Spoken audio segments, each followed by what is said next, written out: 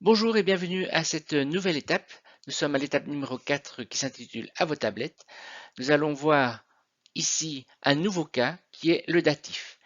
Et pour la formation, nous allons voir la forme de la première déclinaison et de la deuxième déclinaison.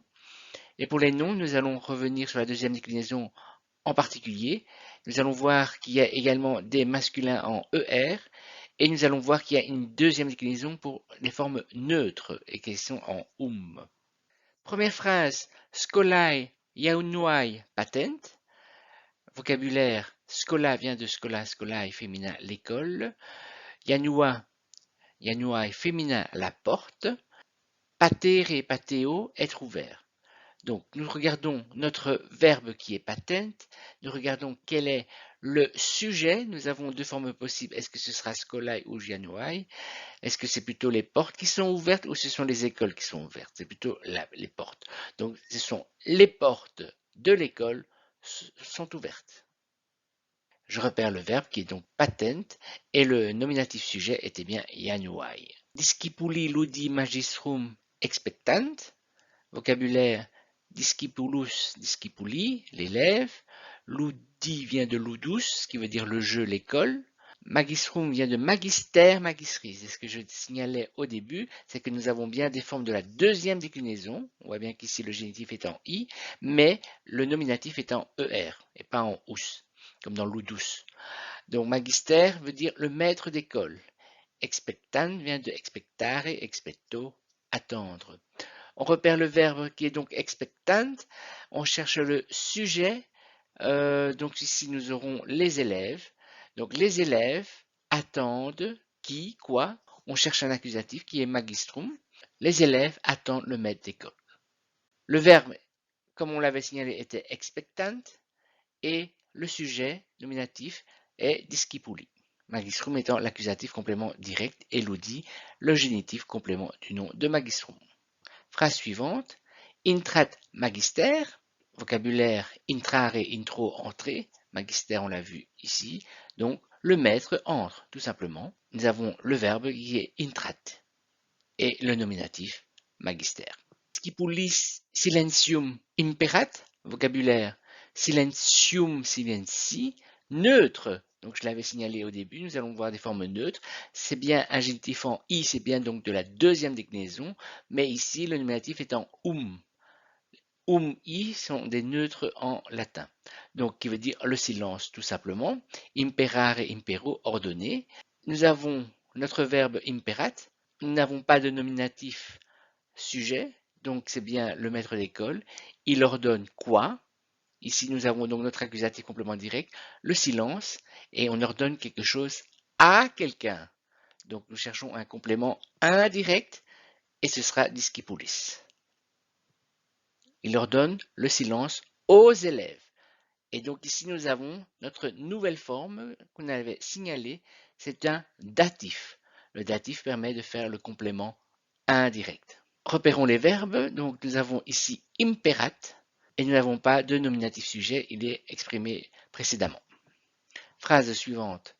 Discipuli magistro parent, et silentium fit, ferulam timent. Vocabulaire. Nous avons parent ici qui vient de parere, pareo, deuxième conjugaison, qui veut dire obéir. Nous avons ici fit qui vient du verbe fieri, fio. C'est une forme irrégulière, c'est pour ça que c'est très bizarre, qui veut dire devenir, être fait ou se faire. Ferulam qui vient de ferula, ferulai, première déclinaison féminin. La baguette, la férule. Donc la férule est une sorte de plante qui sert de punition, une sorte de bâton avec lequel on frappe les petits élèves indisciplinés. Et nous avons timent qui vient de timer et timeo, qui veut dire craindre. À partir de là, on peut traduire. Nous avons parent qui est notre verbe, et nous cherchons le nominatif sujet qui est discipuli. Donc nous avons les élèves obéissent, on obéit à quelqu'un. Donc à nouveau, on va chercher un complément indirect, un mot au datif. Et notre datif sera magistro. Donc les élèves obéissent au maître, et, donc et. Silentium fit, fit est le verbe, Se faire, qu'est-ce qui se fait? On cherche donc un nominatif sujet, c'est silentium. Donc attention, j'ai bien signalé que ici est une forme neutre. Ça peut être un nominatif ou un accusatif. Ici, ce sera nominatif. Donc, et le silence se fait. Deux points, on explique pourquoi. Nous avons ferulam timent, notre verbe timent, ils craignent, donc ce sont les élèves craignent. Quoi? Nous cherchons un complément direct, donc un accusatif. Nous avons ici am, nous avons bien notre accusatif féminin singulier, ils craignent la férule. Nous analysons donc les verbes parent ici avec comme nominatif sujet discipuli. Nous avons un autre verbe fit avec comme sujet silentium et un autre verbe timen avec comme nominatif d'ici discipuli qui est repris. Magister discipulis sententiam scribit. Vocabulaire. Nous avons ici sententiam qui vient de sententia, sententiae, première déclinaison, féminin, la phrase. Scribit qui vient de scribere, scribo, écrire, troisième conjugaison. Le maître écrit la phrase. Alors on n'écrit pas à quelqu'un, mais on écrit pour quelqu'un. Cette fois-ci, donc nous avons un avantage. À qui est-ce que ça profite? Eh bien, ça profite aux élèves. Donc ici, nous avons notre datif qui est au masculin pluriel. Traduction, le maître écrit la phrase pour les élèves. Ici, nous avons donc ce qu'on appelle un datif d'avantage. Analysons le verbe qui est scribit et son nominatif est magister. Sententiam étant l'accusatif féminin singulier complément direct de scribit et discipulis, un datif masculin pluriel, datif d'avantage. Et qu'est-ce qu'il écrit justement ce maître? Verba volant, scripta manent. Vocabulaire.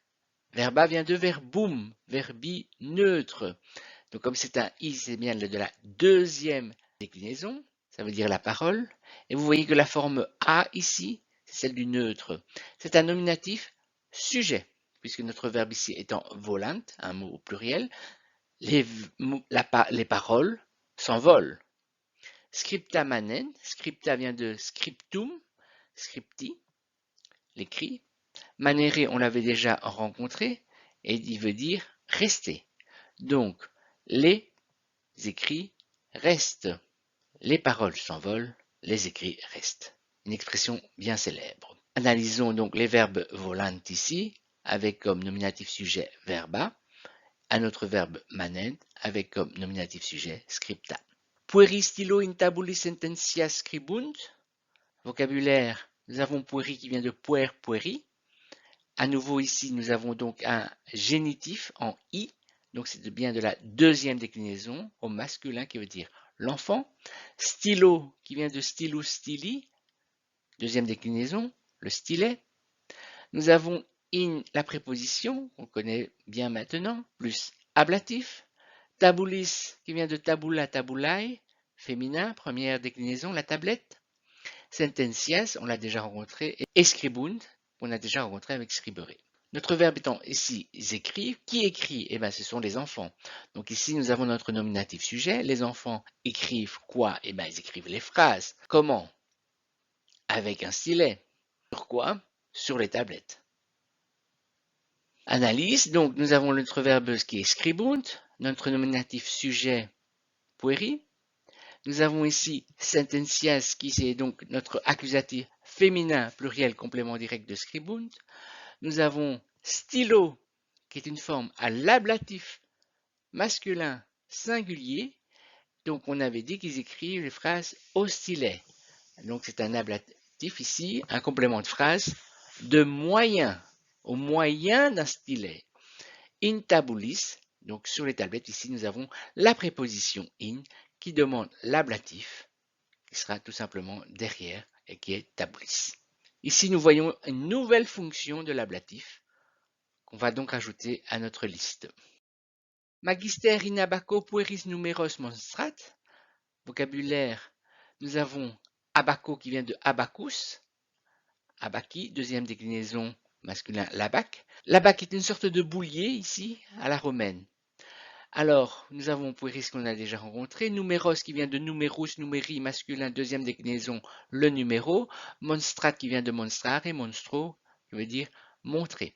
Notre verbe emonstrat, qui montre quoi? Eh bien, c'est magister, c'est notre maître. Donc, le maître d'école montre quoi? On cherche un complément direct, ce sera numéros.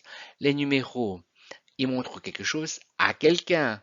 On cherche un complément indirect, ce sera pueris ici, notre datif. Donc, il montre les numéros aux enfants. Où ça? Eh bien, dans la BAC.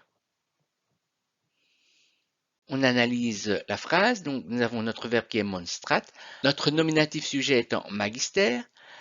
Donc comme je le disais, il montre quoi? On cherche un complément direct qui est numéros, accusatif masculin pluriel. Pueris, on montre quelque chose à quelqu'un, complément indirect, datif masculin pluriel. Et nous avons in abaco, à nouveau la préposition in, qui demande l'ablatif et qui est tout simplement abaco. Pueros interrogat. Nous avons le verbe interrogare et interrogo, interroger, questionner, première conjugaison. Donc c'est toujours notre maître, il interroge qui, quoi? Les enfants. Il interroge les enfants. Notre verbe étant interrogat et pueros étant l'accusatif masculin pluriel, complément direct de interrogat. Discipuli magistri verbis respondent. Vocabulaire respondere, respondeo. C'est donc de la deuxième conjugaison qui veut dire répondre. À partir de là, on cherche notre nominatif sujet, ce sera discipuli. Donc, nous avons les élèves répondent. On répond à quelqu'un, mais on peut aussi répondre à quelque chose. Donc ici, nous avons notre à quelque chose qui seront aux paroles. Donc nous avons notre complément indirect ici. Magistri étant la forme de génitif, il est complément du nom de verbis. Donc, les élèves répondent aux paroles du maître. Analyse, nous avons ici respondent, notre verbe, discipuli, notre nominatif masculin pluriel, qui est sujet de respondent. Nous avons ici verbis, qui est le datif neutre pluriel, complément indirect de respondent, et magistri, qui est le génitif masculin singulier, complément du nom de verbis. Voici ce que les élèves répondent. Le premier dit bonus discipulus sum, magistri verba studiosi audio. Vocabulaire. Nous avons bonus qui vient de bonus bona bonum, c'est un adjectif qui veut dire bon. Nous avons studiose qui veut dire avec attention et audio, on l'a déjà rencontré dans la théorie, qui vient de audire, audio, entendre, écouter. Donc ici, il va dire tout simplement je suis un bon disciple, j'écoute les paroles du maître avec attention. Nous cherchons donc les verbes qui est sum, discipulus étant le nominatif masculin singulier qui est attribut du sujet contenu dans sum, bonus un adjectif qui sera épithète de discipulus qui est également au nominatif masculin singulier bien sûr. Verbe suivant qui est audio, donc j'entends, j'écoute. Il écoute quoi? Eh bien, verba, il écoute donc les paroles. C'est donc un complément direct accusatif neutre pluriel et magistri étant le complément du nom de verba puisqu'il écoute les paroles du maître. Il est donc génitif masculin singulier. Nous avons l'autre élève, voici ce qu'il dit. Bonus discipulus non sum, nec tabulas, nec libros, abeo. Vocabulaire, nec, nec. Ici, c'est donc des conjonctions qui expriment ni, ni. Tabula vient de tabula, on l'a déjà rencontré. Libros vient de liber, libri, masculin. Deuxième déclinaison. Hein. Nous avons la désinence en i et ici au nominatif en er et pas en us. Donc c'est bien une nouveauté par rapport à ce qu'on a dit précédemment. Nous avons donc le livre et abeo qui vient de abere, abeo. Deuxième conjugaison qui veut dire avoir. Je ne suis pas un bon élève. Je n'ai ni les tablettes ni les livres. Au niveau des verbes, donc, nous avons toujours le sum ici, discipulus étant toujours l'attribut du sujet nominatif masculin singulier, bonus même chose, nominatif masculin singulier, épithète de discipulus. Ici, nous avons abeo qui est notre verbe principal, je n'ai pas quoi, donc on cherche des compléments directs. Nous avons tabulas qui est donc l'accusatif féminin pluriel et libros, l'accusatif masculin pluriel. Et voilà qui termine les phrases de cette étape. À bientôt pour l'analyse plus poussée des nouveautés que nous avons rencontrées.